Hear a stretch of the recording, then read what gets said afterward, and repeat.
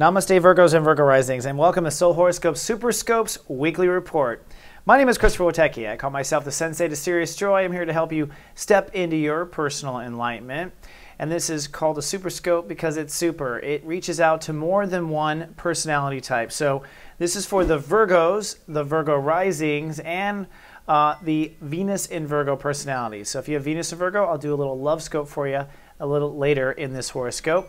Otherwise, I call you the step 11s. That's in the 11 steps to serious joy. Virgo is the final step, and Virgo risings are personalities that like to be there in that moment. This is the, make the best of it kind of moment.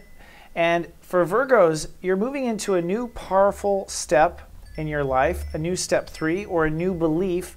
And this new belief is the final step, if you want to put it that way, towards a lot of goals you have in the making. In other words, your beliefs have to line up with what your heart believes. And that's the essence of our I believe consciousness. So let me step into what I'm talking about. We're talking about the I believe consciousness. This is your heartfelt facts. So many facts, if you know certain things about yourself, these lead to an opinion, and this leads to education, to gain knowledge, to support these facts, all the way up to wisdom.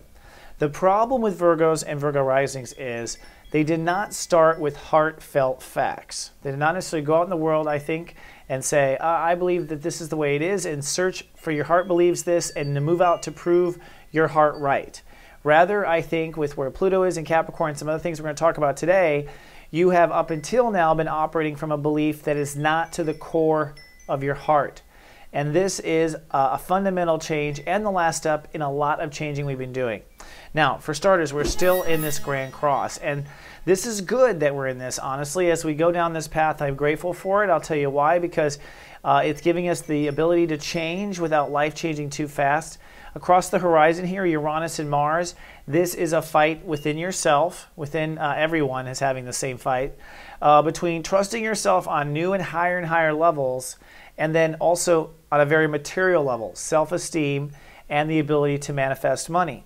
So you will be on hold with your ability to manifest money until May 21st, May 22nd, while all this re-inner construction is going on with yourself. That's one fight. So the fight between money and trust. Then flipping around, Pluto in Capricorn. This is what I was talking about when it comes to your heart. This has been the force to move to a greater and greater joy in your life.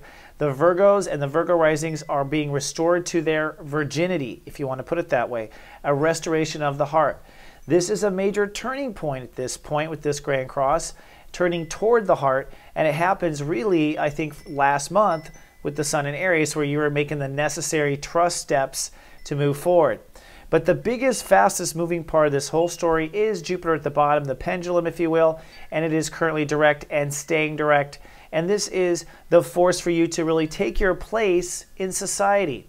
So strangely enough, even though you may feel like a hot mess, even though you are under construction, even though you don't know where the money is, Jupiter says, hey, Virgos and Virgo risings, go forth into where you belong in the world, find your place in the world. And in a way, you could say the universe is setting up society, because if the healers are getting called into the world, that must mean there's going to be some healing. Now, therein lies where we have this week's solar eclipse. We will get a solar eclipse, a powerful new moon in Taurus, which means that whatever you come up with as far as your heartfelt facts and beliefs, this will stick in a very powerful way and draw on a lot of abundance or a lot of growth as a result. And this is the last solar eclipse in Taurus till 2022. So I think the universe means business right now. You're going to be sticking with this core belief. The eclipse is technically a new moon where the sun and moon come together. The sun is I love, the moon is I feel. When you love it and you feel it, you get pregnant basically. There's a secret protection step underneath that. And so you will be putting the groundwork on this fundamental core belief structure. Or it might just be a free belief structure, free for whatever you want to put in it. You may not know what you believe in just yet. Now, under the seams, there's a powerful grand trine that's going on, and it is also led by Jupiter in Cancer. So what this means is, even though we're kind of held back in those 4 areas, which I already listed, we're moving fluid in these emotional areas due to this grand trine. So as you move forward with your place in society, trying to feel like you belong, trying to feel it out where you belong, you will find that two other areas move dynamically. On the one hand, your attitude and your thoughts should be appropriately aligned if you're focused on your place in the world.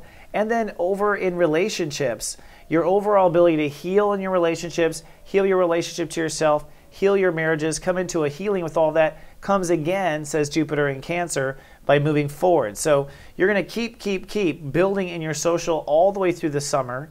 And again, this is, I think, the Grand Trine underneath the seams of the Grand Cross and where really the action is. So for this week, the solar eclipse happens late Monday night. Before you go to bed, you'll want to set your intentions. And in essence, you're deciding what you no longer believe in. So this is stepping out of self-limiting beliefs. I don't believe that I'm held back. I don't believe what my parents told me about this. I don't believe that I'm going to starve to death if I'm creative. It's really stepping out of the self-limiting and opening the heart to unlimited possibility from that point on. You will be in pure faith on Tuesday and Wednesday. We all are. And then it gets all about career on Thursday. And career might trigger issues of worrying about money, all these other things. Again, you want to love and trust and learn and grow. So this week is really about making that departure from the old self-limiting beliefs, holding it and trusting and allowing new sprouts to grow, basically, I think, out of this new belief. And you're rebuilding soul capital in yourself by realigning your beliefs with what your heart tells you. This is where the real capital of truth is, and from that, new sprouts can come from that truth. That is, in essence, this week. Now, what if you have Venus in Virgo and you love like a Virgo? Well, if you love like a Virgo, I'm happy to report that it is time to move into actual wonderful partnership. And the way I've been designing this now is there's really three criteria of where a relationship can be. You can be in a looking for a relationship, single and looking. You can be in a relationship, and if you are, you're always looking for it to get better. Or you can be single and happy with being single. Now, if you're single and looking, well, I have to say you are now really broadcasting in the next week from this point moving forward. Part of that Grand Trine in water is that you might feel yourself move into or draw in a relationship. In fact, you're up for an intimacy transit next, so it's kind of hard to do an intimacy transit alone.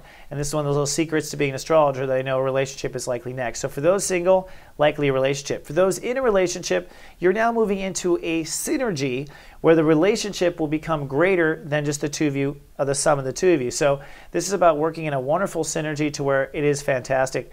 And for those of you who are single and not looking, you'll likely see actually still relationship growth in business partnerships, long-term friendships, and other long-term relationships that are not necessarily romantically tied. So it's fertile myrtle for the 11 VQs, those who have Venus in Virgo. That's where you are right now.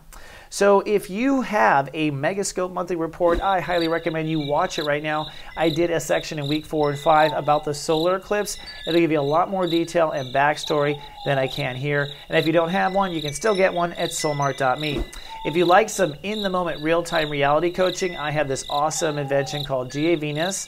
Come to gavenus.com and I will text you based on your chart in the moment with videos. You got to try it to believe it, and the first 7 days is free. So come on down if you're interested in that.